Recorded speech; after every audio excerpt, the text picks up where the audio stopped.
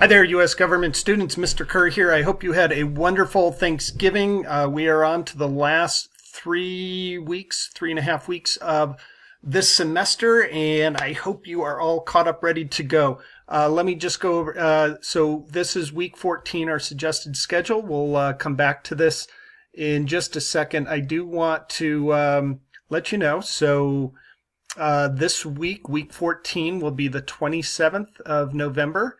And everything due on December 3rd. So this will be week 14. Week 15 will be December 4th through the 10th. And then we will have a week 16, which will be a wrap-up, a Unit 3 final and wrap-up of the class, December 11th through the 17th. And then we have a couple of days to get everything going and turned in to complete the class. So we are getting down to the nitty-gritty here. Want to make sure that you are all caught up. You are checking your grades, looking at feedback that I've given you, and if there's anything you need to make up or go back and double check, please do that and know the upcoming dates.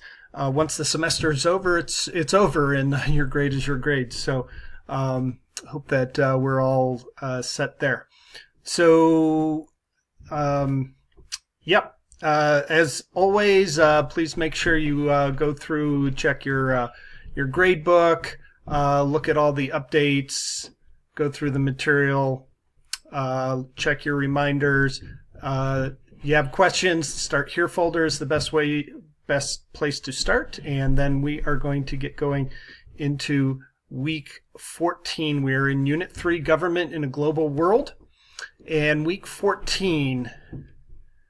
So first of all, we're going to look at a particular place in the world and the relationship that the United States has had with the Middle East. Will be our first couple of pages and the first assignment.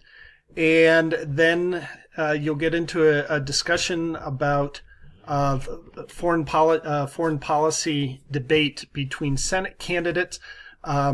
This is not from the last election or even the last couple of elections. It goes back a little bit further than that. But it is an interesting question. That is, the United States justified in attacking a suspected terrorist operation in another country if we have intelligence suggesting they might be attacking our country soon. So you'll watch a bit of a debate on that and answer that question in discussion board. And then I also would like you to participate in this discussion board. It's called Youth Participation in Government Discussion Board. And this is, so go through this, read it. Basically, some of the Unit 3 diagnostics that I read, I've had students say that, well, I can't be engaged in civics because I'm not old enough to vote.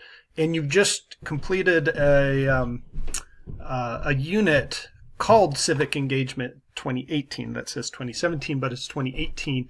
And you know that there's so much more that you can participate in civics in your democratic republic in which you live than just by voting. So I want you to list 2 or 3 actions that anyone in our country, citizen or not, 18-year-olds or not, can do to impact and influence the government. And go back to Unit 2, do some outside research if you're not sure. List those 2 to 3 actions, and please explain at least one action that you have taken or pledged to take in the near future. Again, these should be actions that anyone under the age of 18 can and should do to make an impact on government policy in our community. So, that's your third thing for this week. So let me know if you have any questions. Happy to answer anything. Again, remember, we're down to our last 3 weeks here. So be sure your grade is where you want it to be and that you're ready to go and work hard over the next 3 weeks and finish strong. So great. Let me know what questions you have, and I will talk to you soon. Bye.